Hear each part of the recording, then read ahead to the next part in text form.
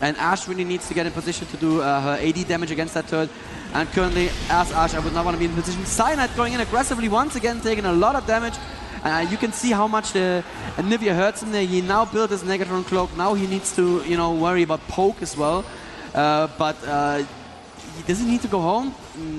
No, he's at half health. He's still going to be good. Looks like SK still want this turret. They are really, really aggressive. Even though they are 3k gold behind, they feel it's their time to be aggressive. There's a Janna shield on the turret. The Demon, do you think they can take this? Well, at the same time, they've also got a massive stack on the top turret, Fnatic do, but they've also got themselves a stack on bottom turret. Remember, bottom turret was already half health. Cyanide really having to get away from that one. Wet Dream, ulti used as well. That was kind of a wasted ulti from Shushay there. I think this tower's going to be given up here. I don't think they're going to be able to hold it. Cyanide and Shushay both very low. Cyanide trying to get out of there, and Lee Sin once again putting the damage on him. Let's have a quick look at those side towers. You can see not a great deal being done there, but that top turret is very low. That top inner turret, and it's going to go down. That top inner turret will go to those minions. So despite the fact they've fought very hard for this single middle inner turret, they're going to lose that top turret. There he goes. Minions take it down. So nicely done there. And Fnatic, despite the fact they're being pushed back, are still taking turrets. Yeah. Minions OP, clearly. Their top turret actually is being attacked. But the turret is going to push us back. And there's a huge stack going to SK's bot turret. And actually, this is not just the damage to turret, it's also all the gold and experience that SK are missing out on here. And if they go and defend that turret right now, Fnatic can take a Baron. And Fnatic are setting up for that. They are forcing SK to stay near Baron. Actually, Ashe is going to go and try to clean this out as quickly as she can. And are Fnatic going to go for this? This is, oh god, this is one of those moments where I get very, very worried. Demon, I'm scared. It's one of those moments you're not sure whether they should go for it. And obviously Ashe can still initiate from the other side of the map. He can throw that arrow out there. And I think they've just sort of forced the issue and just said, okay, let's not risk it. We've no reason to risk it. And I think both teams are going to go back now. You can see SK starting to back off. So they've realized that, okay, little cat and mouse game. A little bit of chess, as it were, a bit of a stalemate, so they back it away. And remember, that top tower is still not gone yet. So again, Lamia just keeping the minion waves going towards it. It's still got a lot of health, actually, to be fair, but it doesn't matter because they've pushed both lanes. And immediately they've done damage on the inner turret, which more importantly, they've managed to chip it away at it, something that SK are yet to do. Still very close in gold, very close in towers. Both had 4 apiece, both got 7 to 8 kills, so it's just as close as you could possibly get it. And I said earlier, didn't I, before we were off on air, we've not had a game really go over the 40-minute mark. Yeah. This one is getting close, but once it hits that 40-minute mark, you can already see the builds down the bottom of your screen. You can see the fact that they've all hit critical mass. Phantom Dancer, Infinity Edge, almost complete on both AD carries. Rabadon's Death Cap stacked with another decent AP item, a Void Staff for Brand. Rod of Ages obviously for Annie, exactly the same for Ocelot. They've got a lot of AP. They're starting to build the magic resist. We've got a quick silver sash as well on Tristana, so which is very clever, obviously, with Ashe in there, as well as Nudir, as well as Anivia. There's a lot of stun that he needs to dodge out of the way of, as well as Lee Sin obviously can leap on you as well. And so Ashe not building any defense at all. You'd normally want to see a Banshee's Veil after that Infinity Edge, but he says, you know what, I'm not going to do that, I'm going to go straight for the Phantom Dancer. And I don't know if I like that very much. If Candy Banda gets caught out of position just one time, and SK are now actually going for Baron, Fnatic are aware of it, but they are so badly out of position. Tristana was I don't know where, and Janna is still in base. But they're backing off. Oh, they're backing off. That's the arrow against Cyanide. That's not the one they want to hit. And again, Brand ulti completely whiffing. So much damage on Wicked, who is going to go down. Cyanide goes down as well, but Wicked is, of course, more critical right there. Lamia jumping after Wet Dream is going to kill Wet Dream right there. Yes, very good. Looks like Ocelot will have to flash to get out of his position. He has flash up. He's not using it yet. You need to flash, Ocelot. What are you doing? Oh, he flashes and barely in time. Lamia is working on Candy Panda. That's what I was talking about. He gets caught out of position one time and he is dead. McLaren wall right there helping Lamia, getting closer to Ocelot, actually pushing him forward, but Lamia is not going to be super greedy in chase. That was a brilliant fight for Fnatic right there. Yeah, they need to go straight to Baron, in my opinion, now, but I'm not too sure if they're going to. It's the prime opportunity, but then again, they could delay them a lot. It looks like instead they're going to go forward towards top tower. You can see PK building up. did have Tibbers. Oh, there's a ping actually going on towards their main tower. I don't think they're going to push for that. I don't think they are, but Anivia is going to have to stay around this area. Needs to be very careful. Has got a lot of wards in and around Baron, and they are going to go for Baron. I thought so. That's got to be the play to do. No, they're backing away. They've got to be very careful because Ocelot could easily just come in and steal it. He's got a lot of burst damage. Meanwhile, that turret does go down again to the top there. So finally, they're taking that top turret down. So turrets, they are ahead. Gold, they've built up quite a big advantage there. And more importantly, Lamia got a lot of kills in there, and that's been enough to buy him a last Whisper. Oh, wow. Oh, I just saw that. Oh, my God. Infinity Edge, Phantom Lancer, Last Whisper. It's the ultimate build, yeah. He is now complete, as it were. Yes, he's online now. Tristana online. And Shirelia's Reverie obviously twinned with that Sunfire Cape. It gives Cyanide a lot of survivability, despite the fact, like you say, Ocelot putting the burst down on him. And like you mentioned, it was the wrong target, and they did it in that fight. And it backfired horribly because, meanwhile, Tristana was just jumping around on people's heads. Saying, and I think he got a triple kill in there. Yeah, if not a triple kill, at least he did kill 3 people. And I know there was a game by SK recently. Well, it's not a triple kill if it's two. Sorry, I'm not trolling. I'm actually serious. So there was a game recently where SK played against a team with an Amumu, and I think it was against Millennium, and it was actually the right choice for them to burst the Amumu every time because they had that amount of burst, but they don't have that amount of burst right here. So if they can't just insta-kill Amumu, and if Amumu can use his ultimate, then, you know, he's done his job, you know? And that's cooldowns that Anivia used on him that she could have used on Tristana.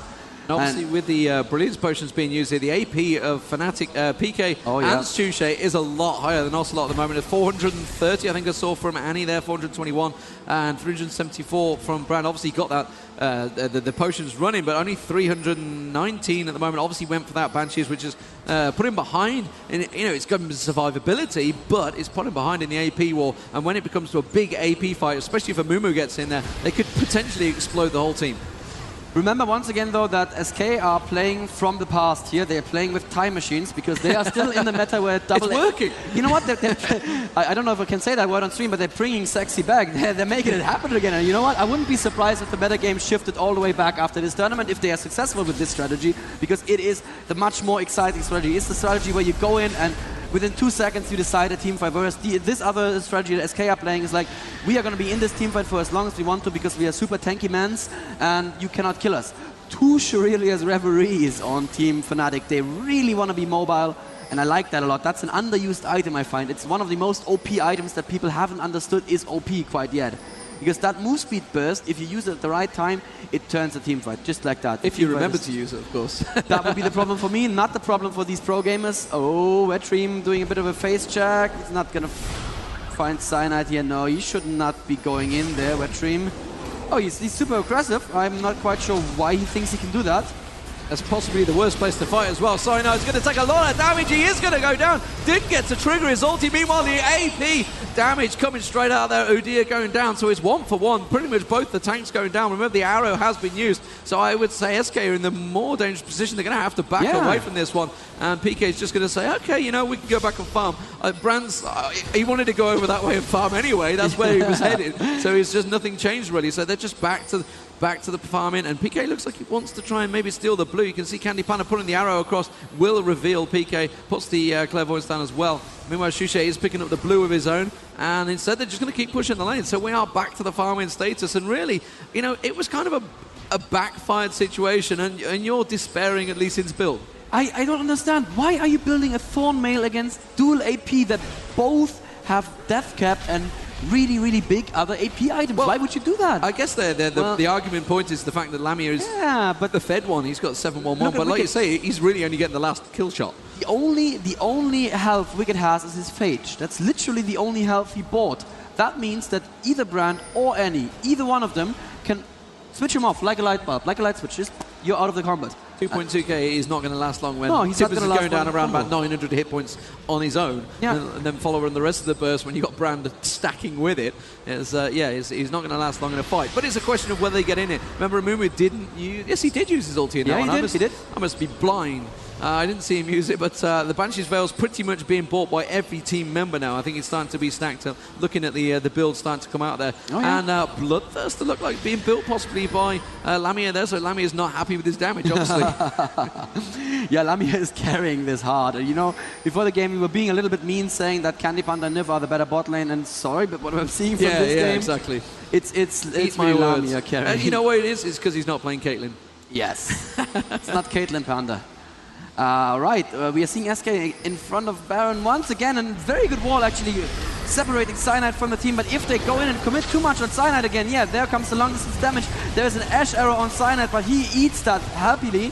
They're all standing in the Nivea ulti, and oh wow, Lamia jumping right in there and jumping back out. Flashed out, yeah, the beautiful play there from Lamia. Cyanide gets the ulti off. Candy Panda now about taken very low, but PK is incredibly low. Cyanide will just about get away. PK did go down. Ocelot gets a beautiful wall on towards Cyanide there. Will pull him out as well. Shushay is going to get away with this one, I think. If he still got Banshee's Veil up there, didn't... Oh, is he going to finish Wet Dream? Yes, he will. Then turns around, finishes Wet Dream. Nicely done there. He's going to try and take Ocelot down with him. It's not going to happen. But Lamia is still surviving. Only just, you know, really very aggressive, jumping in, saying, I'm going to kill Steel, and then had to flash out. What should have happened probably is that the others should have been as aggressive. I think that, I don't know, maybe Flash should have even... Brand should have flashed in maybe. I don't know. It should have all happened in that 1 second, because there was a little bit of a delay that gave SK the chance to reposition themselves and use their tankiness. And Lee, will you look at the kills? I don't believe it.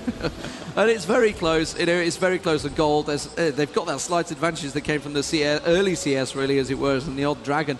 But again, both teams coming out of that fight, they didn't have enough to survive. They didn't have enough to go and steal Baron. They didn't have enough to push a lane. It's so even between these two guys. And just stealing kills back and forth. Lamia is now so strong and fed. He's got that agility potion on as well. There's a big stack down the bottom, and he's going to clear that one up quite easily. Very happily. But it's going to keep them out of position. And you can see SK still, again, positioning for Baron here.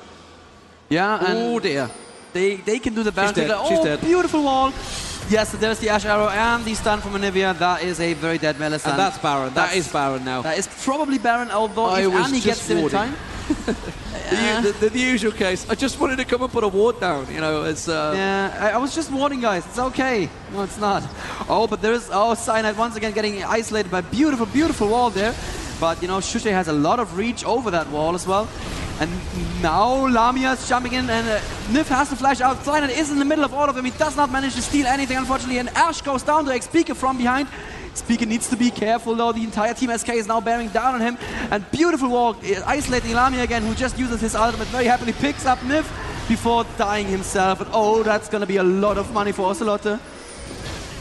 Ooh, Xpeaker is still in this fight, but now he's taking a lot of damage. Shushay has enough mana to put down another combo, and that could get them safe. Yeah, oh, McLaren. Thank you very much, that's Team Fnatic. Yeah, I mean, he's been landing perfect walls all game, so it's only fair that one of them finally backfires. Yeah. I think that's going to be enough to take the inner turret.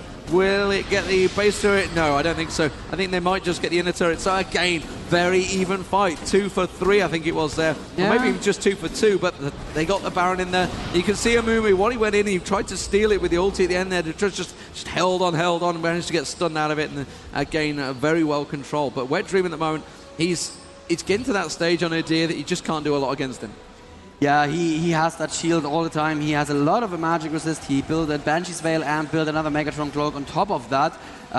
He's going to be hard to deal with, but you know what? I just realized something.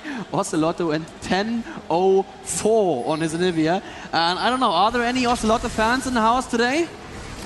They probably can't hear you. Oh, there. There seem to be a few of them. Yeah, he's doing pretty well, except for that last one. There is the Dragon pickup by not Fnatic. Arrow. Oh, beautiful Banshee. There's another good wall, actually keeping Xpeaker close, and there's an ultimate. It's going to bounce quite a bit, but it's not going to do enough damage. Shushay is slowed right now and trying to stun Wicked. It's not going to happen. Xpeaker in a lot of trouble, has to flash.